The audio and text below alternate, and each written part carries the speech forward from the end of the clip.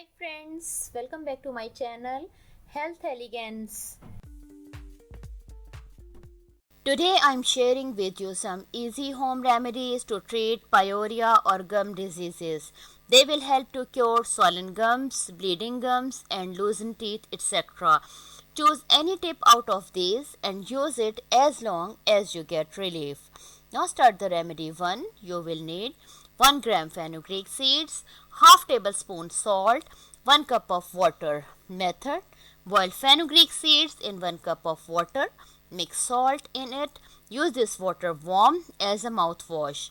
Repeat the process 2 times a day. For remedy 2, take 1 or 2 guava leaves, half tablespoon salt, 1 cup of water.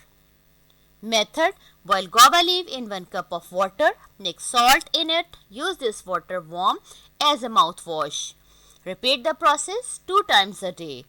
For remedy 3, you will need salt 50 gram, arugula seeds oil, enough to soak salt.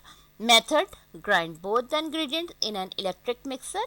Grind as long as you get a fine paste. Save it.